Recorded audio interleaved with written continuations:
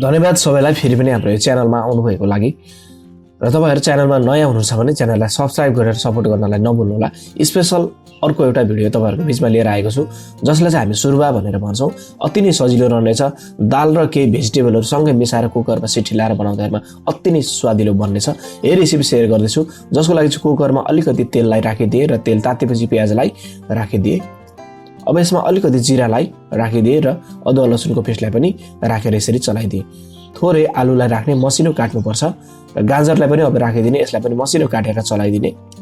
अब यसमा भिजाएर राखेको मास र मसुरको दाललाई राखिदिएको छु।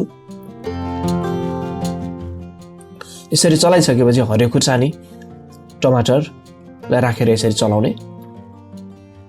अब यसमा धुलो बेसारलाई राखिदिए, खुर्सानीको धुलोलाई पनि राखिदिने र स्वाद अनुसारको नुनलाई पनि राखेर चलाइदिनु पर्छ। यसमा अलिकति पानीलाई पनि राखिदिने, बीचमा यसलाई चलाउने। अब कुकरमा सिटी लाउनको लागि छोडिदिने।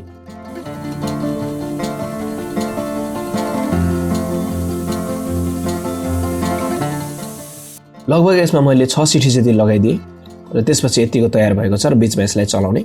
हल्का दबाउँदै चलाउनु पर्छ। अलिकति पानी पनि राख्ने, बाक्लो भएको कारणले गर्दाखेरिमा, र तातो पानी राख्नुपर्छ र यसरी चलाएर अब एउटा मिक्सरमा यसरी राखेर मिक्स गरिदिने र चलाएर धनियाको पात अलिकति राखेपछि लगभग हाम्रो यो सुरबा तयार पनि भएको छ।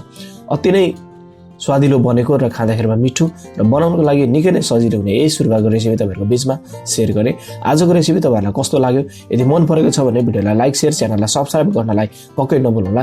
यसपालि पक्कै पनि यस्तो खालको रेसिपी तयार गरेर खान नभुल्नु पर्ने होला, किनभने अति नै स्वादिलो बनेको थियो।